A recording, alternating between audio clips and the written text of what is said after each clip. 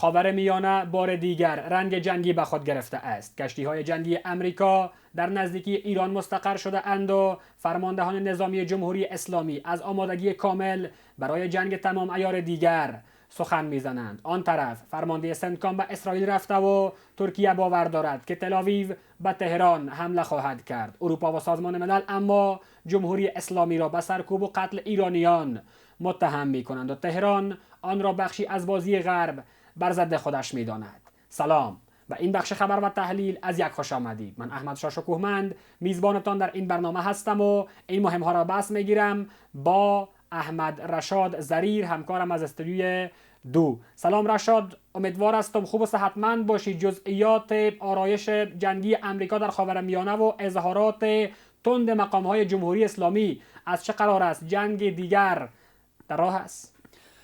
شکوهمند، از تازه ترین ها اگر شروع بکنیم، تازه آقای سردار طلایی نیک سخنگوی وزارت دفاع ایران در اظهارات بسیار تندی و در تایید اظهارات مقاماتی که قبل از این گفته بودند صحبت از قوت بسیار بی‌پیشینه جمهوری اسلامی در تدارک موشک هایی که گویا تا حال استفاده نکرده و قوی‌تر از جنگ 12 روزه هستند کرد و البته این در واکنش به اتفاقات اخیری است که از طرف اسرائیل و آمریکا، تحرکاتی که در جریان بوده. تازه همین لحظات پیش فرمانده سنتکام، فرمانده مرکزی ایالات متحده در خاورمیانه، به اسرائیل سفر کرده و با مقامات نظامی اسرائیل دیداری کرده و گویا در جلساتشان روی مسائلی صحبت کردند که هنوز در اختیار رسانه ها قرار ندادند و ظاهرا این در امتداد آنچه تحرکات نظامی طی یک هفته اخیر آمریکا و بعد از اعتراضات هست بوده. و البته ناو هواپیمابر SS ابراهام لینکلن که گفت آقای ترامپ هم گفت یک نیروی بزرگی را به سمت ایران روانه کردیم، هنوز در موقعیت قرار نگرفته که بردش بتونه به ایران برسه یا حداقل موشک پرتاب بکنه و هواپیماها بتونن خوب رفت آمد بکنن، ولی گفته میشه هنوز در حال حرکت است و حتی آنتناش همچنان قطع است و غیر قابل پیش بینی است حرکتاش. در کنار او هم یک سری تجهیزات نظامی از جمله جنگنده های F-15 و F-35 نزدیک 12 تا 13 فروند را طی یک هفته اخیر آمریکا در اختیار اسرائیل قرار داده و امروز هم آقای هاکان فیدان وزیر خارجه ترکیه در اظهارات بسیار عجیب و غریبی که متفاوت بود با اظهارات قبل ترکیه در قبال ایران، ضمن حمایت از ایران تاکید کرد بر اینکه نشانه های یافتند که اسرائیل قرار است به ایران حمله بکنه و منتظر یک فرصت مناسب است. البته اسرائیل و آمریکا اخیراً در مورد جنگ با ایران سکوت معناداری کردند، الا اینکه آقای ترامپ یک سری گفته‌های ضد و نقیض داشته، یک روز از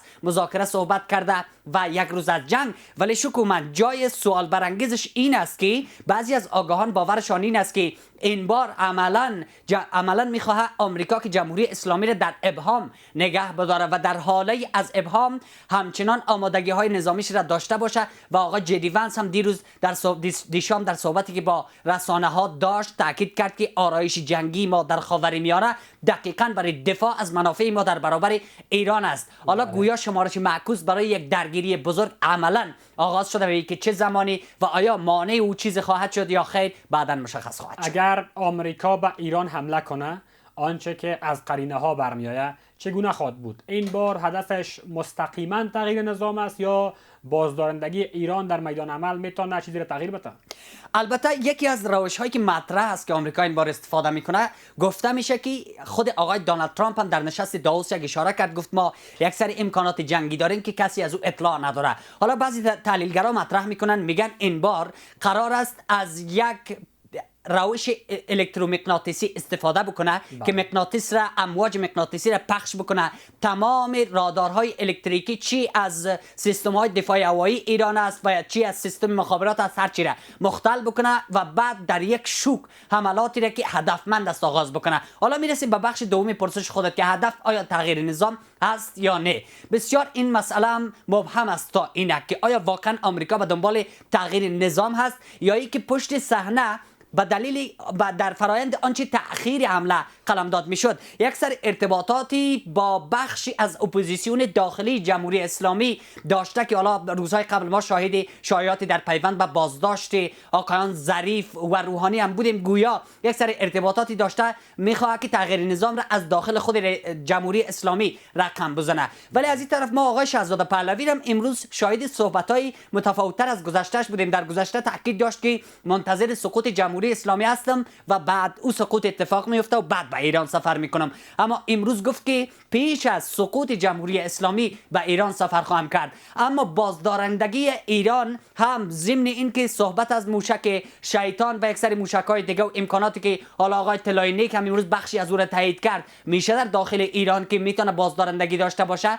اصلی ترین نگرانی که تازه ایجاد شده این است که جمهوری اسلامی آرایش جنگیش برای هدف قرار دادن پایگاه‌های آمریکا در منطقه حتی در ترکیه و عربستان واقعا جدی است و اینها میتونه بازدارنده باشه و در کنارش چین و روسیه هم همچنان در حد الفاظ هرچند در سطح عمل مثل جنگ 12 روزه قدمی در حمایت از متحدشان بر نداشتند، ولی در سطح الفاظ با جدیت بیشتر در کنار ایران استادند. و آکان فیدان را تکرار بکنیم یک نکته دیگه را که گفت سقوط جمهوری اسلامی آسان به نظر نمیرسه و مداخله غرب را کشورهای منطقه اجازه نخواهند داد. پس لرزه های اعتراضات همچنان ابزار فشار غرب بر جمهوری اسلامی قلمداد میشه. شورای حقوق بشر سازمان ملل و پارلمان اروپا در مورد وضع معترضا چه چیزایی گفتن؟ پارلمان اروپا که در یک قطعنامه شبیه قطعنامه سازمان ملل که تازه منتشر کرد فقط تاکید بر این کرد که جمهوری اسلامی واقعا مرتکب جنایت علیه بشریت شده و حقوق بشر را نقض کرده و باید در برابر این نظام برخورد بین المللی صورت بگیره. چیزی که آقای عراقچی و کلا جمهوری اسلامی گفتن این بی اساس است و بر اساس داده های خیالی و واهی است. حالا میرسیم به اینکه نشست ویژه‌ای را که شورای حقوق بشر سازمان ملل دیروز برگزار کرد. در این نشست خلاف گذشته از همه اعضا 25 رأی مثبت آورد، 7 رأی منفی که همه چین و روسیه و اینها بودند و حتی پاکستان در جمعشان و 14 رأی ممتنع. حالا این قطعنامه‌ای که با 25 رأی مثبت صادر شد چی است؟ این است که براستی اونها هم تاکید دارن به اینکه ایران مرتکب سرکوب و جنایت علیه بشریت و حتی قتل مردم شده و نمیتونه ایره پوش کنه. و یکی از اعضای شورای حقوق بشر سازمان ملل تاکید کرد که این که ایران معترضان را تروریست، آشوبگر و خرابکار خوانده خودش پوششی است بر سرکوب و جنایت علیه بشریتی که ایران مرتکب شده و نمیتونه این کار بکنه. ما زیر نظر داریم. و همچنان این شورا یک کاری که کرد در قطعنامه‌اش این بود که گزارشگر ویژه‌اش را برای 2 سال تمدید کرد و همچنان یک هیئت حقیقتیاب را به 1 سال کارش را مشخص کرد، زمان کارش را که باید مشخص بکنه طی 1 سال که در ایران براستی جنایت علیه بشریت اتفاق افتاده یا نه. خب در واکنش به او ما دیدیم که آقای عراقچی ضمن که یک پست اکس آقای جدی ونس را ریپوست کرد یا بازنشر کرد که آقای جدی ونس تاکید کرده بود اگر کسی بر پلیس ایالات متحده نزدیک شه و ما او را بازداشت میکنیم و حتی به او شلیک خواهیم کرد. یک آماری داده تاکید کرده به همون که خب 3117 تن تا اکنون کشته شده که 2457 تن اینها شامل نیروهای امنیتی و معترضان هست و به قول آقای عراقچی که نزدیک 700 تن یا 690 تن دیگه تروریستان بودن، کسانی بودن که مزدوران و عوامل موساد سیاه بودن و هم به معترضان و هم به پلیس شلیک کردن. ولی البته در میان این هم در بحبوهای این هم نگرانی البته شکومند از ایران خبر دیگه هم شنیدیم که فارس گفت که تا ساعت بعد که البته هنوز عملی نشده، گفته تا ساعت بعد دوباره اینترنت بین المللی وصل میشه، اوضاع کشور عادی است و ما ضمن که آمادگی به جنگ تمام عیار داریم و هر حرکتی میتونه از طرف ما جنگ تمام عیار قرار داده شود و یک آتش دیگر در خاورمیانه در بگیره، ضمن او کشور به حالت آرامش برگشته. رئیس جمهور امریکا که در 1 سال نظم نیم سده جهان را برهم زده، ظاهرا از متحدانش هم در حال فاصله گرفتن است. شورای صلح غزه اگر بگویی که چی است و سرنوشت ناتو و گرینلند آخرا چه خواهد شد؟ شورای صلح غزه که در واقع به بهانه نظارت از روند آتش بس و ادامه بازسازی غزه اعلام شده، خود آقای دونالد ترامپ ریاست و رهبریش را و تصمیم گیرنده اصلیش را به عهده داره و نگرانی های وجود داره از طرف اروپایی ها به ویژه آلمان و بریتانیا مبنی بر این که این شورا قرار است جاگزین سازمان ملل شود و جایگاه سازمان ملل را تضعیف بکنه و آقای دونالد ترامپ بر ریاست خودش میخواد سازمان ملل دیگر ایجاد کنه که پیش از این از آقای گوتریش یک چنین نگرانی را ما شنیده بودیم. شکومند حالا این شورا چه کار کرد؟ این شورا یک جمعی از رؤسای جمهوری دنیا را دعوت کرد که آقای دونالد ترامپ خودش امضا کرد در کنار اونا منشور شورا را و این هیئت اکثریتش که پاکستان و اسرائیل و ارمنستان و ترکمنستان و زیادی از کشورها پذیرفتن، ولی حتی متحدان نزدیک و دیرینه ایالات متحده که اروپایی ها است، آقای ایمانوئل مکرون فرانسه برای اولین بار رد کرد عضویت در این شورا را، گفت این سازمان ملل را تضعیف میکنه. آقای فریدریش مرتز رد کرد، آقای کیر استارمر رد کرد. در کناری از این شکومند یک مسئله دیگه که دیروز آقای دونالد ترامپ در مورد جنگ ناتو در افغانستان صحبت کرد و گفت که ناتو همکاری زیادی با آمریکایی‌ها نکرده و همیشه آمریکایی در خط مقدم نبرد بود. حالا انگلیس ها به شدت خشمگین هستند و استارمر دیروز گفت که باید آمریکا دونالد ترامپ از سربازای ما معذرت خواهی بکنه. بله، شکاف عمیقی بین آمریکا و اروپا حتی در مورد ایران پدید آمده. احمد رشاد زریر، همکارم از استودیوی 2، ممنون حضورت در برنامه خبری تحلیلی امشب ما. و بیننده های عزیز، همکارم بهرام ندیم در همین مورد گزارشی آماده کرده که با هم می‌بینیم. دونالد ترامپ رئیس جمهور امریکا اعلام کرد که کشتی‌های نظامی ایالات متحده به سمت ایران در حرکت است. باورها این است که ایالات متحده می‌خواهد جمهوری اسلامی را غافلگیر کند. غافلگیری ایران گزینه‌ای که این بار ممکن است با استفاده از سلاح پالس الکترومغناطیسی عملی شود. این سلاح با ایجاد شوک شدید الکترومغناطیسی قادر است سامانه‌های الکترونیکی را مختل کند، از قطع شبکه‌های برقی گرفته تا کور ساختن رادارها و فلج کردن ارتباطات نظامی و غیر نظامی. نه تنها حمله ایالات متحده آمریکا بالای کشور ایران بی‌ثباتی منطقی و خاور میانه را افزایش می‌دهد، بلکه افزایش قیمت نفت، انرژی و همچنان ناامنی‌های دریایی، تلفات انسانی و افزایش مهاجرت‌ها و همچنان تقویت گروه‌های نیابتی و افراطی بیشتر می‌شود.